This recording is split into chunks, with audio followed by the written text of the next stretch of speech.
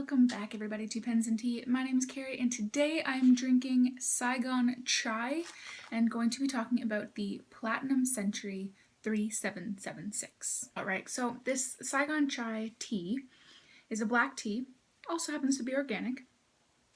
It is a Vietnamese style black tea featuring ginger, cinnamon, cloves, pink peppercorns, cardamom, with original vanilla, cream, and natural ginger and cinnamon flavoring. And apparently you can also try this iced with sweetened condensed milk, according to the package.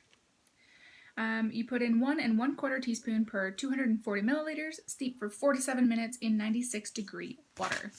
So this chai is a very spicy chai. Whoa, don't spill. Can actually see the peppercorns and whatnot that are in there. So that's really nice. And if you smell it,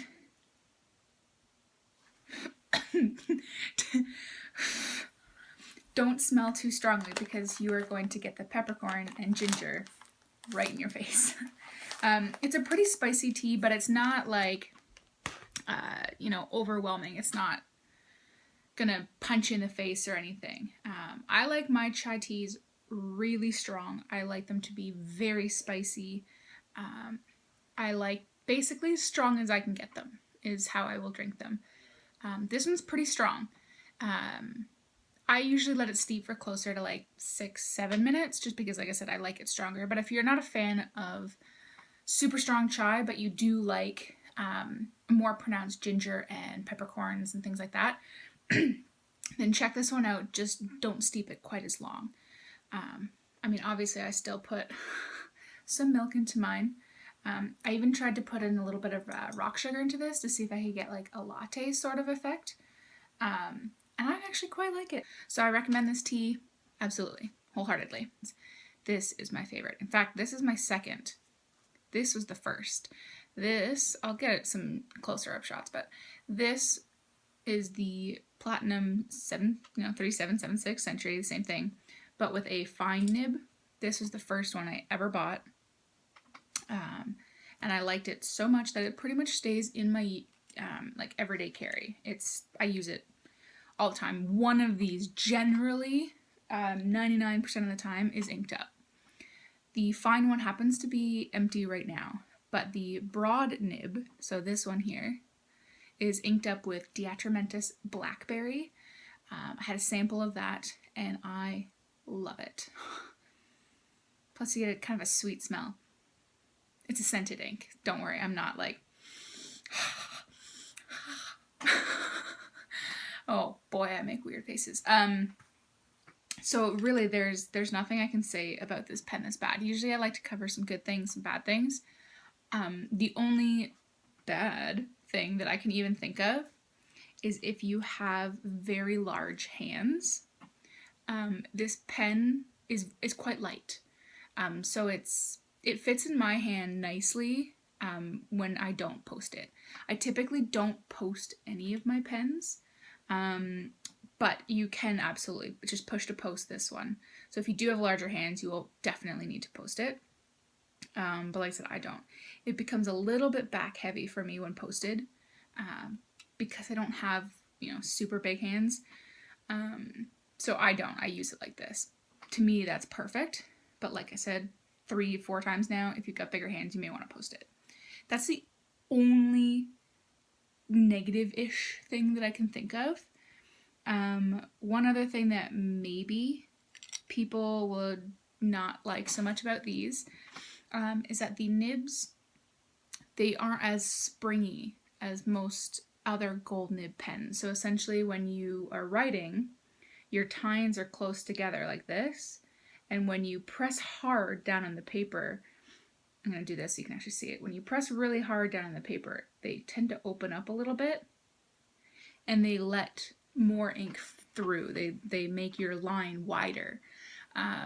Typically on a gold pen, that's very easy to do. You don't have to put a whole lot of pressure behind it.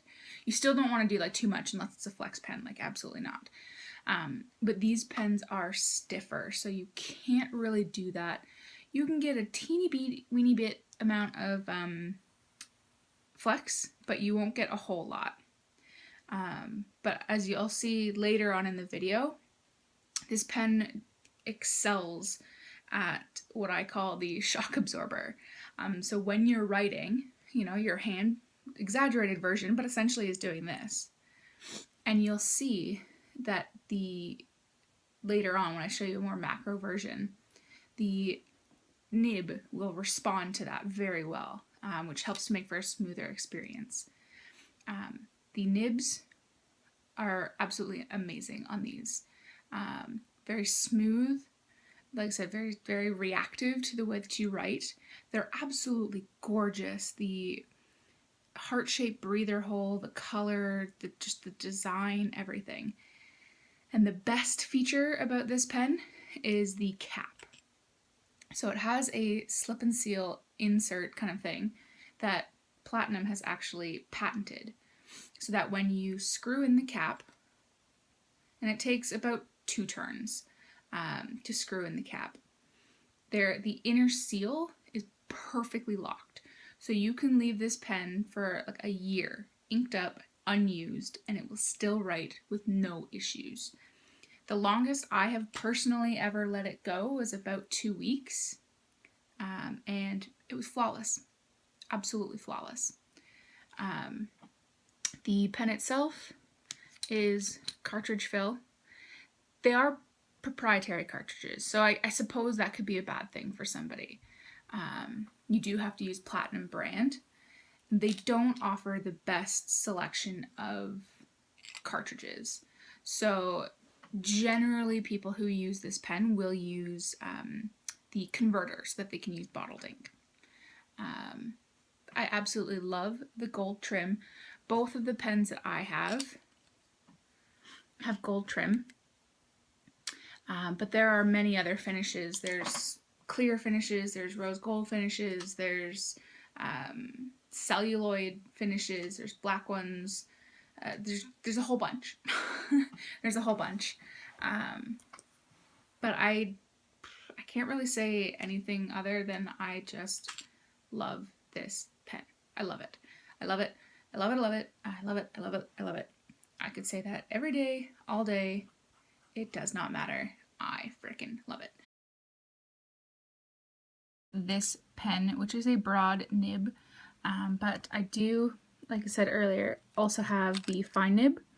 They write identically, same, everything you're going to see with this one does as well.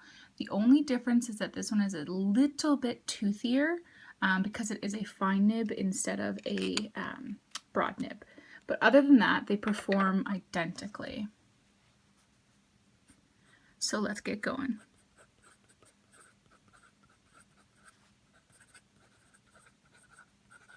I'm going to try and even write this fast.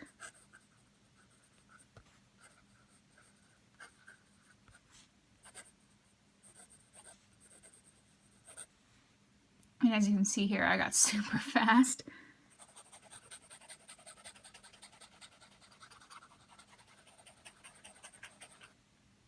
There's never any skips. I've never once. I've had the fine nib for well over a year and I use it consistently. This one, I'm almost even out of ink. And it doesn't matter. It keeps up. They are a little bit stiffer as far as gold nibs are concerned, so you're not going to get a whole lot of line variation out of them. But that said, you will absolutely feel the nib bounce a little bit when you write. Because if I show you this here, you can see the actual nib separate from the feed a little bit. So it's very responsive. It's a very nice, shock absorber, if you want to call it that, while you write. I absolutely love it. Like I said, probably 100 times, this is my favorite pen. They're definitely can't really see that.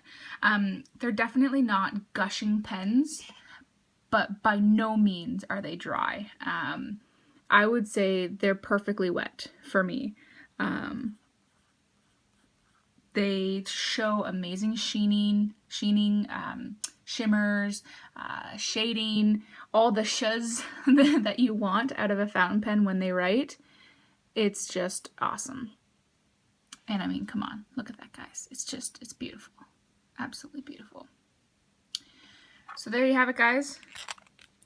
The writing sample of the Platinum Century 3776 broad.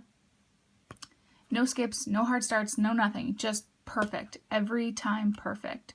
If you like, you know, broader nibs and smooth writers, this one is definitely for you. If you want a finer line, just know that, like I said, you will get a little bit more tooth. This pen is not inked up. But if you heard that, it's not scratchy by any means. But it just has a little bit more grab because it is a fine nib. And like I said, it is also a Japanese fine. So the fine is a little bit finer than a Western fine. The broads are basically the same with Western and Japanese. This is a true broad as far as I'm concerned. Guys, thank you so much for watching. If you liked the video, hit that thumbs up button. If you super liked it and you want to see more, hit the subscribe button. And if you have any comments, questions, or concerns, don't feel afraid to leave them down below. I will answer them all. Thanks for watching.